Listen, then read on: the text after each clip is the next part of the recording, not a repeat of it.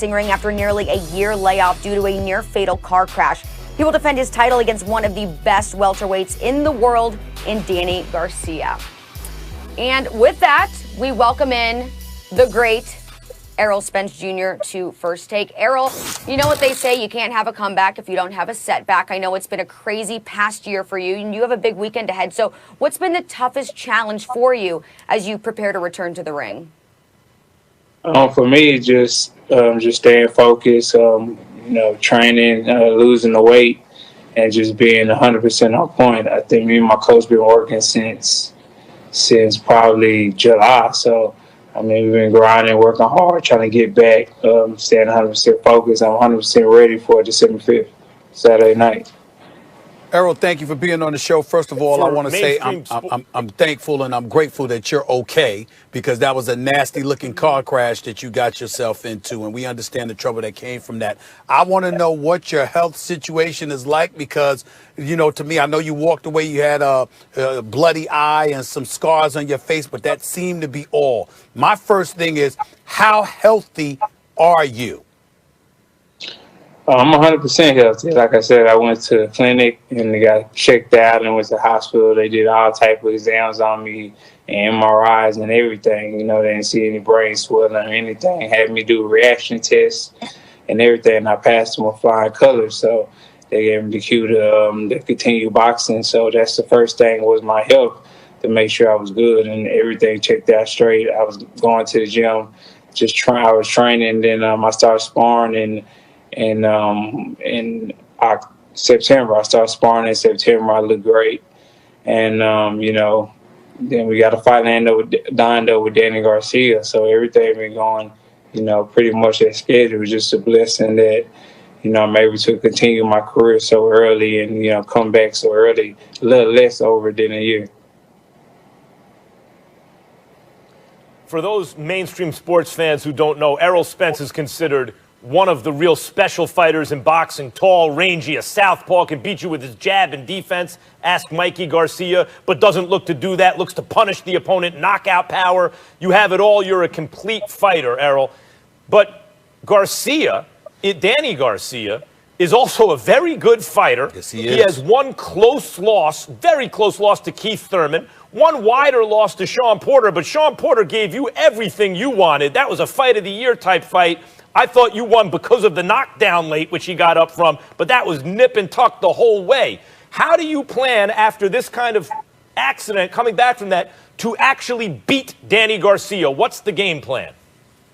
Well, first of all, I thought, I could have beat Sean Porter easy on the outside like I did Mikey Garcia.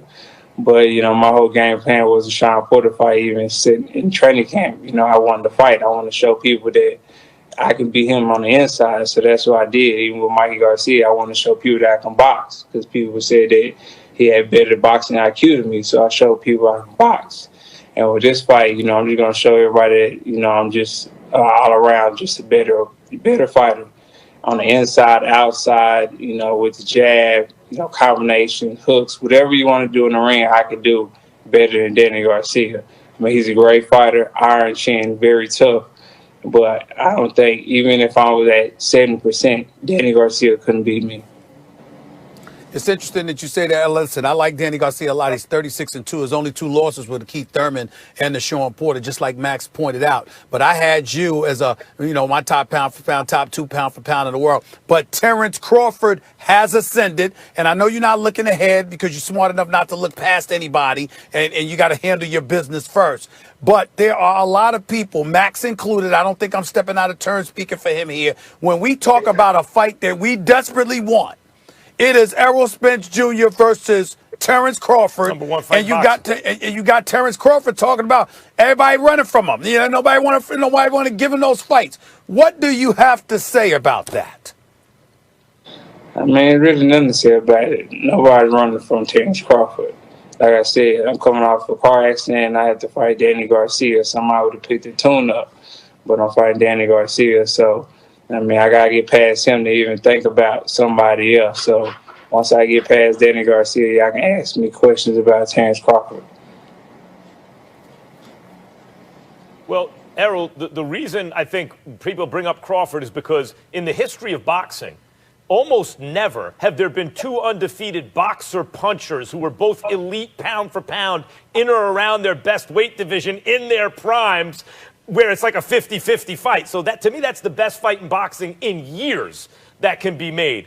So with apologies, because I know you got to deal with Danny, but you were the one who came on and said anything he could do, I could do better. So if you indulge us just for 1 second, is the idea that because in the PBC where you are, you guys have all these welterweights, you can fight each other, make money like you're about to against Danny Garcia, that you're waiting out Terrence, see if his contract lapses and he crosses the street and goes with you guys and then fight him?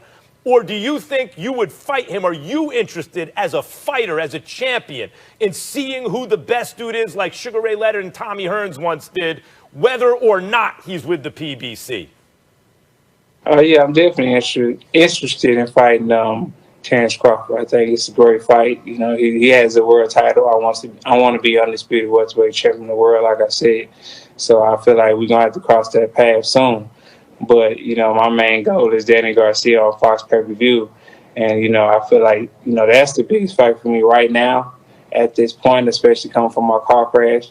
So I have to get him out the way to even think about somebody else. So my 100%, you know, focus is on Danny Garcia right now. And then after that, we can talk about other opponents. When you think about Danny Garcia, I brought up the fact that he's 36-2. I think he's an exceptional fighter. Obviously, he takes a punch. He has not been knocked out. The brother can fight. When you talk about fighting him, how big of a fight do you think this is for you in terms of how it could potentially catapult you in the mind's eye? Do you think you're already where you want to be, or do you feel like you still have so much to prove because you've been underappreciated and winning this fight could go a long way towards accomplishing a significant cachet for yourself? I definitely have so more to prove. I mean, Danny Garcia, like I said, you know, his resume, especially at 140, is great. He was unified champion, things like that. I mean, he's a great fighter.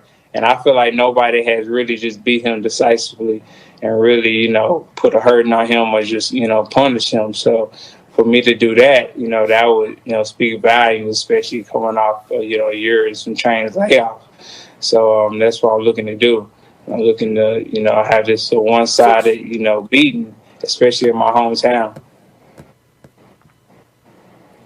Errol, sometimes when fighters talk about they were trying to do X or Y or Z in a fight, it's excuse making because the performance wasn't great. But in your case, I believe what you're saying. You against Kell Brook in England, you walked him down out and were the boxer puncher and beat him up and knocked him out in a terrific fight. Against Mikey Garcia, it seemed clear to me you wanted to beat him on the jab and defense, and that's what you did. You were criticized for not knocking him out, but I actually thought it was a brilliant performance, and you did prove that point. Are you saying now that is the goal in this fight, to prove against Danny Garcia that you can go back to the fighter after the car crash that can beat you up, punish you, and knock you out worse than anyone else has done it? That you are using this as a measuring stick, you know, Keith Thurman, Sean Porter, and that is the point of this fight. Because if you say that, I'll believe you're going to do what you say you're going to do. Well, first of all, you can exclude out Keith Thurman. That is not going to happen. And secondly, of course, man, you know, I want to make, you know, I just want everybody's been doubting me. Everybody's been saying, is he going to be a shell of himself? Is he the same fighter? And I'm a realist. I'm a real person. I feel like, you know, people should be saying that, because if I see in the car accident, you know, I'm from the outside looking in, I'll say the same thing. So for me, I just want to put on a great performance, a great show, and show people that, man, he's still beating guys up, punishing them, and just, you know, making them quit mentally and physically. So for me, I'm just going to, you know, try to put a beating on Danny Garcia and make it the worst beating that he ever had in his boxing career.